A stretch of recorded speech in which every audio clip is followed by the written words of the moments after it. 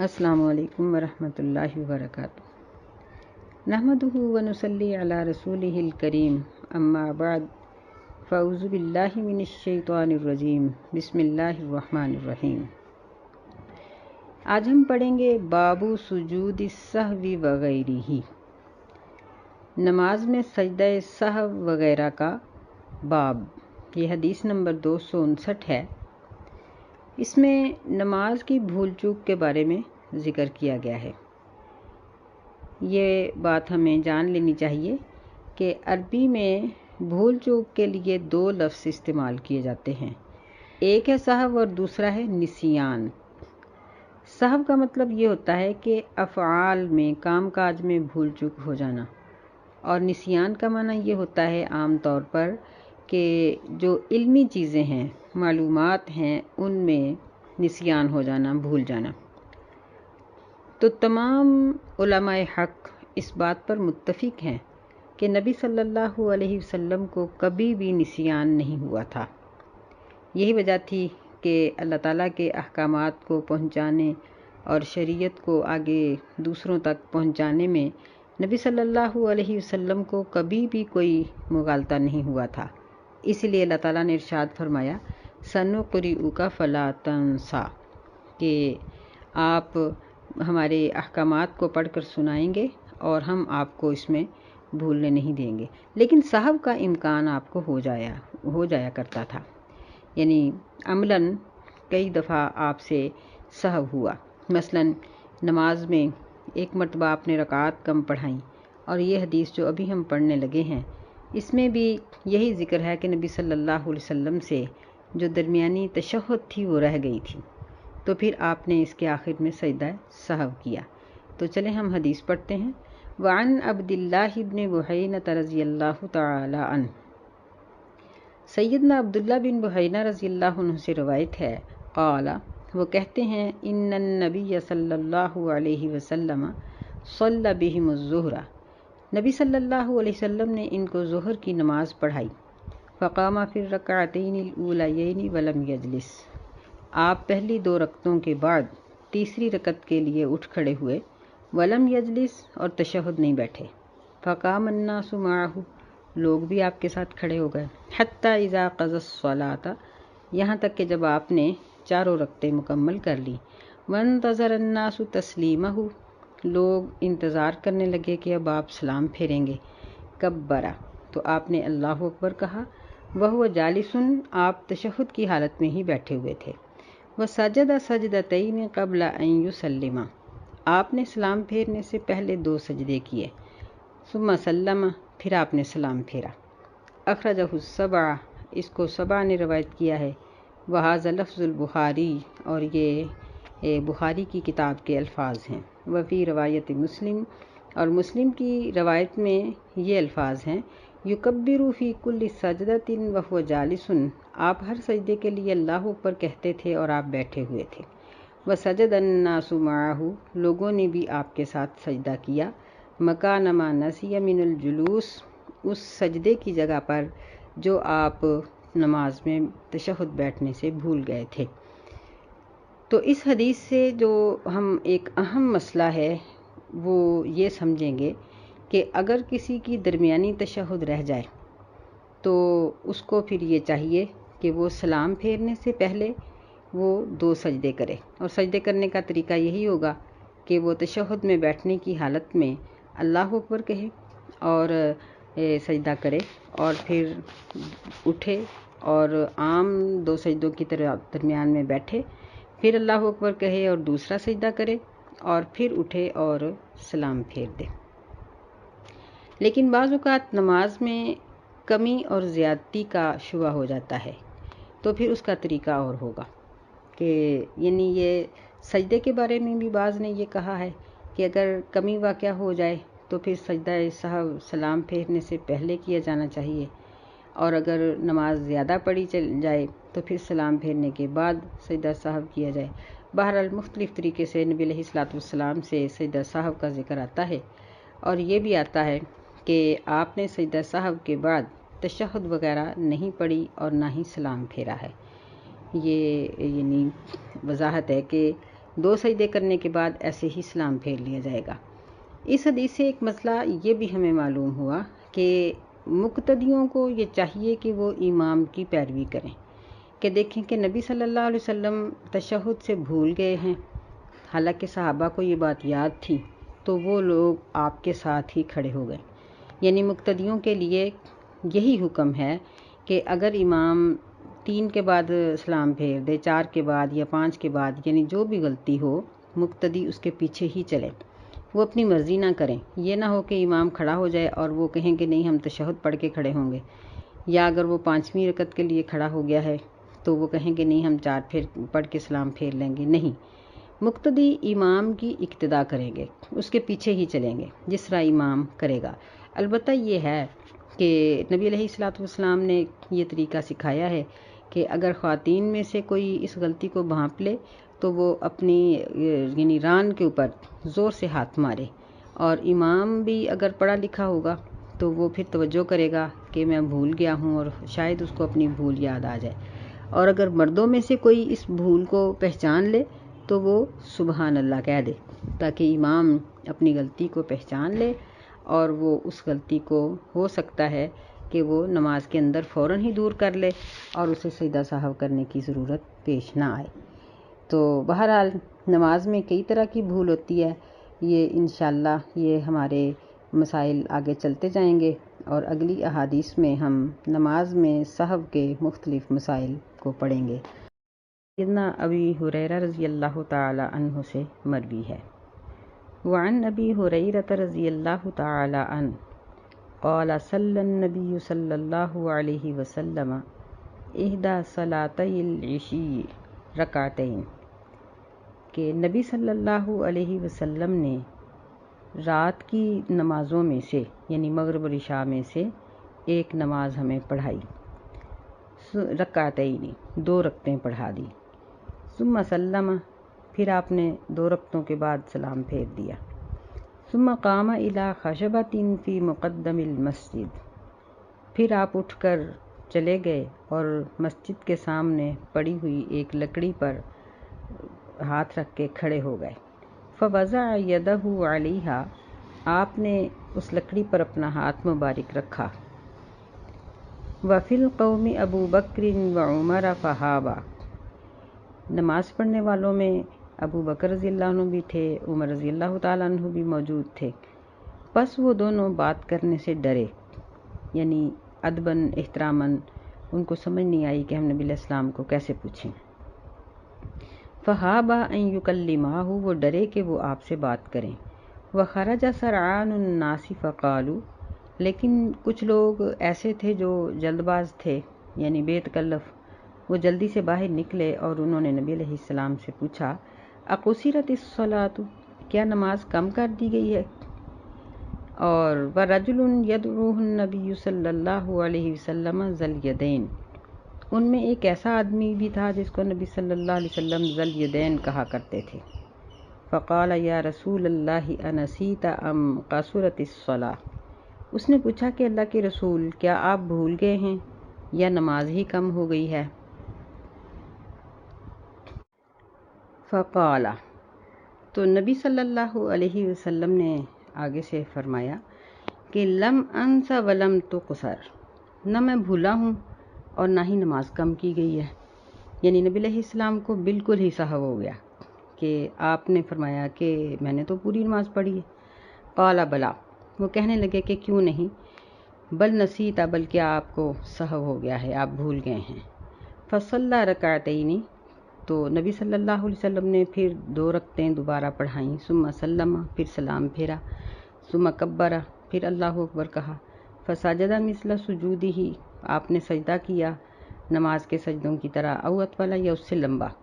ثم رفع رأسہ فکبر، پھر آپ نے سر اٹھایا اور اللہ اکبر کہا، یعنی سجدے سے اٹھنے کے لیے، ثم وضع رأسہ فکبر، پھر سجدے کے لیے جھکے، آپ نے سر کو جھکایا اور اللہ اکبر کہا، فسجد مثل سجودہ او اطول، آپ نے دوسرا سجدہ کیا عام سجدوں کی طرح یا اس سے بھی لمبا، ثم رفع رأسہ وکبر، پھر آپ نے اپنا سر اٹھایا اور اللہ اکبر کہا، متفق علیہ۔ یہ بخاری اور مسلم دونوں کی متفقہ روایت ہے۔ واللفظ للبخاری، اور یہ بخاری کے الفاظ ہیں۔ جو مسلم کے الفاظ ہیں نا، وفی روایت لمسلم، اس میں یہ ہے کہ صلاۃ العصر، وہ عصر کی نماز تھی۔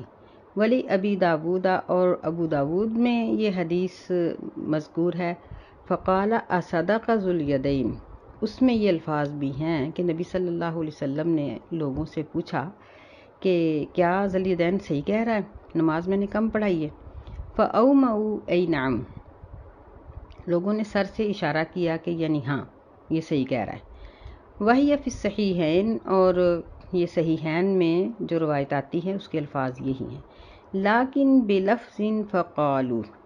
یعنی صحیحین میں جو روایت آتی ہے اس میں اومؤ کی بجائے فقالوا کا لفظ ہے، یعنی انہوں نے اشارہ نہیں کیا بلکہ منہ سے کہا کہ جی ہاں۔ وفی روایت اللہ، اور اس کی ایک روایت کے الفاظ یہ ہیں کہ ولم یسجد حتی یقنہ اللہ تعالی، کہ آپ نے اس وقت تک وہ رکعات نہیں پڑھی اور سجدہ سہو نہیں کیا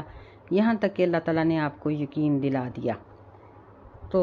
یہ جو یہاں ہم اس حدیث میں پڑھ رہے ہیں کہ فلاں حدیث میں یہ الفاظ ہیں، فلاں حدیث میں یہ الفاظ ہیں، تو الفاظ کے آگے پیچھے ہونے کی وجہ سے مسئلے میں کوئی فرق نہیں آتا۔ یہ محدثین کی امانت داری ہے کہ جب ایک صحابی یعنی ایک استاد سے انہوں نے یہ حدیث سنی ہے تو اس میں فاومؤ کا لفظ تھا کہ انہوں نے اشارے سے کہا، جب دوسرے استاد سے سنی تو انہوں نے کہا فقالو، کہ انہوں نے یہ بات کہی تھی۔ اور یا یہ اس لفظ کا اضافہ ہے کہ آپ نے پوچھا کہ کیا ذو الیدین سچ کہہ رہا ہے۔ یہ محدثین کی امانت داری ہے، اور یہ زبردست دلیل ہے کہ محدثین نے اتنا سا بھی اپنی طرف سے بات کو آگے پیچھے نہیں کیا، بلکہ جس استاد سے جس طرح سے سنی ہے اسی طرح سے آگے ذکر کر دیا۔ تو ظاہر بات ہے کہ جب ایک معاملہ ہوا تو جتنے بھی صحابہ نماز پڑھنے والے تھے انہوں نے جب آگے اپنے شاگردوں سے اس بات کو ذکر کیا تو اتنا سا لفظوں میں فرق تو آ جاتا ہے، اور اس میں مسئلے کی جو حیثیت اور کیفیت ہے اس میں کوئی فرق نہیں پڑتا کہ انہوں نے اشارے سے کہا یا انہوں نے منہ سے کہہ دیا، اس میں کوئی فرق نہیں پڑتا، کیونکہ جو اصل مسئلہ ہے وہ ایسے ہی ہے کہ نبی صلی اللہ علیہ وسلم نے 2 رکعت پڑھا دیں 4 رکعت پڑھانے کی بجائے، اور پھر اتنا لمبا وقفہ ہو گیا کہ آپ اٹھ کر باہر چلے گئے اور باہر کھڑے رہے، لوگ آپس میں باتیں کرتے رہے، پھر لوگوں نے پوچھا ہے، پھر آپ نے تصدیق کی ہے، بلکہ ایک روایت میں آگے آتا ہے کہ اللہ نے آپ کو یقین دلایا، یعنی وحی اتری تو پھر آپ کو یقین آیا کہ واقعی ہی یہ میں نے نماز کم پڑھا دی ہے،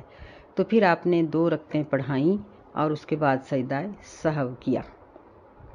تو اس حدیث سے ہمیں یہ بھی پتہ چل گیا کہ نبی علیہ الصلوۃ والسلام عام انسانوں کی طرح بعض معاملات میں جب بھول جاتے تھے تو اللہ تعالیٰ آپ کی یقین دہانی کرا دیتا تھا، آپ بھول بھی جاتے تھے۔ اور یہ بھی پتہ چلا کہ آپ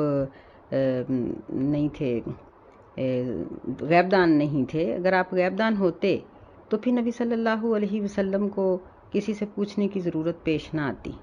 کہ یعنی آپ نے پوچھا ہے کہ بھی کیا یہ ذو الیدین صحیح کہہ رہا ہے یا نہیں کہہ رہا، اس بات کی آپ کو کوئی ضرورت پیش نہیں آنی تھی، بلکہ آپ نے کہنا تھا کہ ٹھیک ہے جیسے بات ہو گئی ہے ٹھیک ہے، چلو میں نماز اور پڑھا دیتا ہوں۔ پھر اس میں یہ طریقہ بھی ہمیں معلوم ہو گیا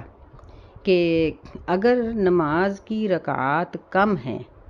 تو پھر سجدہ سہو کافی نہیں ہوگا، بلکہ ہمیں وہ رکعت پوری کرنی پڑے گی۔ بلکہ اگر کوئی رکن چھوٹ گیا ہے، مثلا رکوع چھوٹ گیا ہے یا سجدہ ایک رہ گیا ہے، نہیں ہو سکا،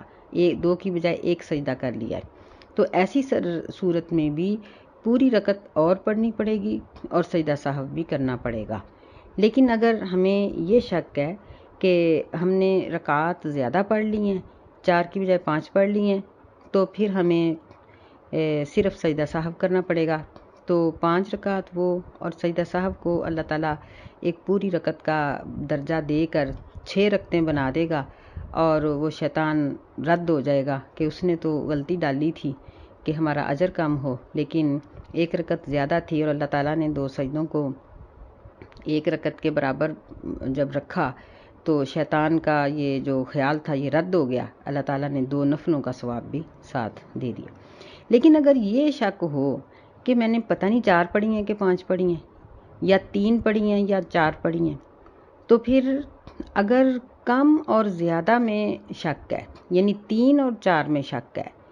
تو پھر پہلے تھوڑا سا سوچ لینا چاہیے۔ سوچنے کے باوجود اگر تو 4 پہ فیصلہ ہو جائے تو پورا، 3 پہ فیصلہ ہوا ہے تو 1 رکعت اور پڑھ لیں، لیکن اگر سوچنے کے باوجود فیصلہ نہیں ہو سکا کہ 3 ہیں 4 ہیں، تو پھر کم کے اوپر یقین کریں کہ 3 ہی ہیں اور 1 رکعت اور پڑھ لیں۔ لیکن اگر یہ شک ہے کہ 4 اور 5، تو پھر ٹھیک ہے 4 ہیں یا 5 ہیں، اگر تو 4 کا یقین ہو گیا تو سجدہ سہو کی ضرورت نہیں ہے، اگر یقین نہیں ہوا شک کی رہا ہے تو پھر سجدہ سہو کر لیں، اس میں بھی اللہ تعالیٰ 6 رکعات کا اجر اور ثواب دے دیں گے۔ ایسے ہی یہ عمران بن حسین رضی اللہ تعالیٰ عنہما کی حدیث ہے۔ وان عمران بن حسین رضی اللہ تعالیٰ عنہما ان النبی صلی اللہ علیہ وسلم صلی بہم فصحا، نبی صلی اللہ علیہ وسلم نے ان کو نماز پڑھائی اور آپ بھول گئے۔ فسجد سجدتین، آپ نے 2 سجدے کیے، ثم تشہد، پھر آپ نے تشہد پڑھا، ثم سلم، پھر آپ نے سلام پھیرا۔ اس حدیث کو ابو داؤد، ترمذی نے حسن کہا ہے اور حاکم نے اس کو صحیح کہا ہے۔ تو یہ پہلے والا واقعہ ہی ہے، اسی کے اوپر وضاحت ہو رہی ہے اور مختلف صحابہ سے اس کا ذکر ہو رہا ہے کہ فلاں صحابی سے بھی یہ روایت ملی ہے اور فلاں صحابی سے بھی یہ روایت ملی ہے، اور مسئلہ اتنا ہی ہے کہ اگر زیادہ کا شک ہے تو صرف سہو کریں گے، سجدہ سہو، اگر کم اور زیادہ میں شک ہے تو کم پر بنیاد رکھیں اور 1 رکعت اور پڑھ کے پھر سجدہ سہو کریں۔ ابو سعید خدری رضی اللہ تعالیٰ عنہ سے روایت کی گئی ہے۔ وعن ابی سعید الخدری رضی اللہ تعالیٰ عنہ قال، وہ کہتے ہیں قال رسول اللہ صلی اللہ علیہ وسلم، رسول اللہ صلی اللہ علیہ وسلم نے فرمایا،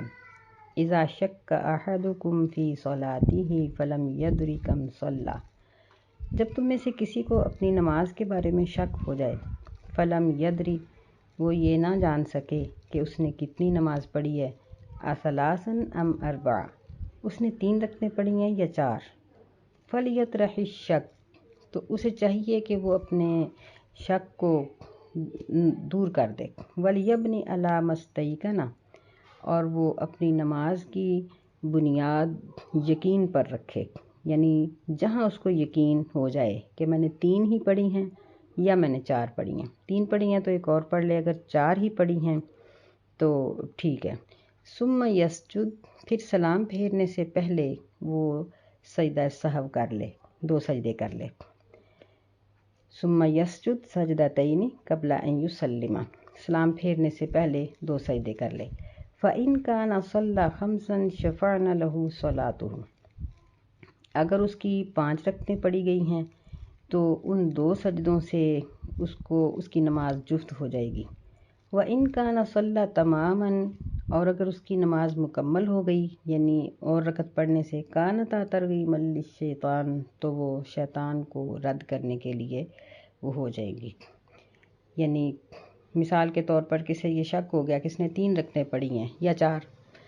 تو ایسی صورت میں اسے 3 ہی شمار کرنی چاہیے، اور 4تھی رکعت کو پورا کرنے کے لیے وہ کھڑا ہو اور 1 رکعت اور پڑھ لے۔ تو یہ ایسی صورت میں ہوگا جب اس نے 4 رکعتوں کی نیت سے نماز شروع کی تھی۔ تو اب یعنی اس کی فرض کر لیں کہ وہ جو اس نے 2 سجدے کیے ہیں اور اس نے پہلے ہی 4 پڑھ لی تھیں، لیکن اس کو 3 پر یقین آیا، اس نے 1 اور پڑھ لی اور پھر اس نے 2 سجدے بھی کر لیے، تو اللہ تعالیٰ 2 سجدوں کو 1 رکعت کے قائم مقام بنا دے گا، تو یہ اس کی 6 رکعتیں ہو جائیں گی، یعنی 4 تو اس نے پہلے پڑھی تھیں، 1 اس نے مزید شک کی بنا پر پڑھی، 5 ہو گئیں، 2 سجدے کر لیے تو 6 ہو گئیں۔ تو اللہ تعالیٰ 2 نفلوں کا اور 4 رکعت جو اس نے پڑھنی تھی اس کا ثواب اس کو دے دے گا، یعنی 4 رکعت تو اس کی مطلوب تھی نا، تو اس طرح اس کی 6 رکعت ہو جائیں گی، اور اگر اس کی واقعی 3 تھیں تو 1 رکعت اور پڑھی تو نماز مکمل ہو گئی۔ اب وہ 2 سجدے وہ شیطان کو رد کرنے کے لیے ہو گئے۔ تو یعنی اس حدیث سے ہمیں یہ بات معلوم ہوتی ہے کہ نماز پر جو جہاں بھی یقین آئے وہاں اس کی بنیاد رکھنی چاہیے۔ امام مالک، امام شافعی، امام احمد، جمہور علماء سب کا یہی مذہب ہے۔ امام ابو حنیفہ رحمہ اللہ کہتے ہیں کہ اگر شک واقع ہو جائے تو پھر ایسے بندے کو چاہیے کہ وہ تھوڑی سی کوشش کرے، سوچے۔ اگر اس کی سوچ اچھے، یعنی جہاں بھی فیصلہ ہو جائے، 3 پہ فیصلہ ہو جائے تو ایک اور پڑھ لے، 4 پہ فیصلہ ہو گیا ہے تو پھر اسے سجدہ سہو کرنے کی ضرورت نہیں ہے۔ ان کا مسلک یہ ہے، لیکن باقی تمام علماء کا مسلک یہ ہے کہ شک کی بنا پر اسے 2 سجدے وہ کر لے، اگرچہ اس کو 4 پر ہی یقین ہے۔ وعن ابن مسعود رضی اللہ تعالی عنہ، سیدنا ابن مسعود رضی اللہ تعالیٰ عنہ سے روایتیں کہتے ہیں، صلی رسول اللہ صلی اللہ علیہ وسلم، نبی صلی اللہ علیہ وسلم نے نماز پڑھائی۔ فلما سلم، جب آپ نے سلام پھیرا، قیل لہ یا رسول اللہ احدث فی الصلاۃ شیء، آپ صلی اللہ علیہ وسلم کو کہا گیا کہ اے اللہ کے رسول صلی اللہ علیہ وسلم، کیا نماز میں کوئی نئی چیز رونما ہو گئی ہے، نئی چیز پیدا ہو گئی ہے، یعنی رکعات میں کمی بیشی ہو گئی؟ قال وما ذاک، نبی علیہ السلام نے پوچھا کہ کیا ہوا، کون سی چیز پیدا ہوئی ہے؟ قالوا صلیت کذا و کذا، صحابہ نے کہا کہ اللہ کے رسول آپ نے اتنی اور اتنی نماز پڑھائی ہے۔ فسنا رجلین، آپ نے اپنے دونوں پاؤں جو تھے وہ دہرے کیے، یعنی نماز کی طرح۔ واستقبل القبلۃ، اور بیٹھے بیٹھے ہی قبلہ کی طرف منہ کیا۔ فسجد سجدتین، تو آپ نے 2 سجدے کیے۔ ثم سلم، پھر آپ نے سلام پھیرا۔ ثم اقبل علینا بوجہہ،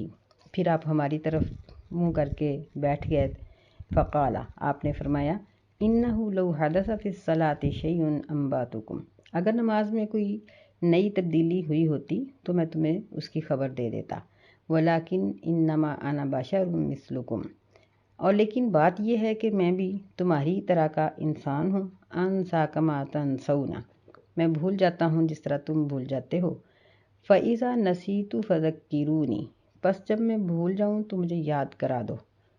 پھر آپ نے فرمایا، وَإِذَا شَكَّ أَحَدُكُمْ فِي صَلَاتِهِ، جب تم میں سے کسی کو اپنی نماز کے بارے میں شک ہو جائے، یعنی یہی کہ اس نے کم پڑھی ہے یا پوری، فَلْيَتَحَرَّ الصَّوَابَ، اسے چاہیے کہ وہ اپنی جو درست رائے ہے اس کو تلاش کرے، یعنی سوچے، تھوڑا سا کوشش کرے سوچنے کی۔ فَلْيُتِمَّ عَلَيْهِ، اور اپنی اس سوچ کے مطابق اپنی نماز کو مکمل کرے، یعنی اگر اس کو 3 کا یقین آ جائے تو ایک اور پڑھ لے، اگر اس کو 4 کا یقین ہے تو پھر اس کی نماز اتنی ہی کافی ہے اور نہ پڑھے۔ لیکن ثم لیسجد سجدتین، پھر وہ 2 سجدے کر لے۔ اس حدیث کو بخاری اور مسلم دونوں نے اتفاق سے ذکر کیا ہے، یعنی دونوں متفق ہیں۔ اور بخاری کی جو روایت ہے اس میں یہ الفاظ ہیں فَلْيُتِمْ، کہ وہ اس کو پورا کرے، یعنی پہلی روایت میں ہے فَلْيُتِمَّ عَلَيْهِ، یعنی جس چیز پر اس کو یقین ہوا ہے اس کے مطابق اس کو پورا کرے۔ لیکن اس روایت کا مطلب یہ ہے کہ فَلْيُتِمْ، کہ وہ اپنی نماز اگر کم رہ گئی ہے تو اس کو مزید پڑھ کے پورا کر لے۔ ثم یسلم، پھر سلام پھیرے۔ ثم یسجد، پھر وہ سجدہ کرے،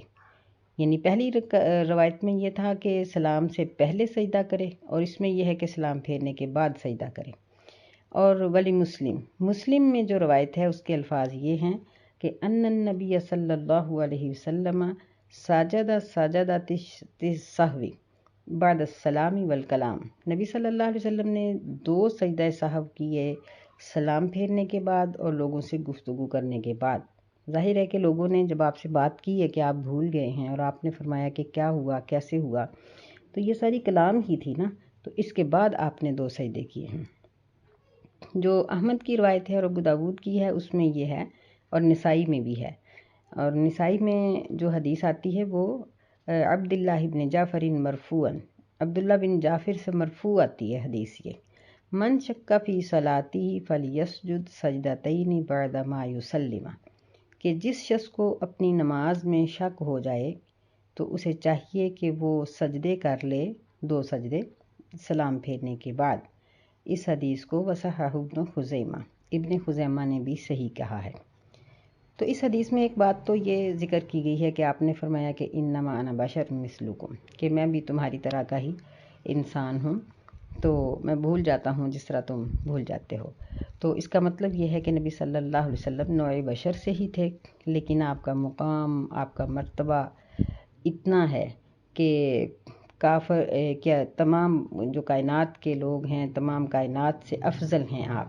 اور آپ کے برابر کا دنیا میں کوئی نہیں، یعنی اللہ تعالیٰ کی ذات کے بعد سب سے بہترین آپ کی ذات ہے۔ قرآن و حدیث سے نبی صلی اللہ علیہ وسلم کے بلند مرتبہ ہونے کی بہت سی دلیلیں ہمارے پاس موجود ہیں، لیکن آپ کو نوع بشر سے تسلیم کرنا یہ آپ کی عزت افزائی ہے، اس میں اور کچھ نہیں۔ دوسرا مسئلہ اس سے یہ معلوم ہوا کہ اس حدیث میں فرمایا کہ وہ تحری الی الصواب، کہ وہ درست چیز کو تلاش کرے، یعنی کوشش کرے سوچنے کی کہ جس سے اس کو یہ یاد آ جائے کہ اس نے کیا پڑھا ہے۔ تو پھر اگر اس کو 1 اور 2 میں شک ہے تو 1 پر یقین کرے، 2 اور 3 میں شک ہے تو 2 پر یقین کرے، 3 اور 4 میں شک ہے تو وہ 3 کے اوپر یقین کرے، اور نماز سے فارغ ہو کر یا سلام پھیرنے سے پہلے 2 سجدہ سہو کر لے، یعنی دونوں طریقے ثابت ہیں۔ اور یہ مسئلہ بھی ہمیں معلوم ہو گیا اس حدیث سے کہ مقتدیوں کو امام کی اتباع کرنی چاہیے۔ اگر امام بھول کر وہ غلط پڑھا رہا ہے تو مقتدی پیچھے اپنے طریقے سے نماز نہیں پڑھیں گے، بلکہ وہ بھولنے کی صورت میں بھی یا تو سبحان اللہ کہہ کے امام کو وہ متوجہ کر دیں، اگر وہ اس پر متوجہ نہ ہو تو جس طرح سے وہ پڑھے اسی طرح سے ہی اپنی نماز کو مکمل کریں، وہ اپنے طریقے سے نماز نہیں پڑھیں گے۔ تو انشاءاللہ یہ بیان ابھی آگے چلے گا۔ السلام علیکم ورحمۃ اللہ وبرکاتہ۔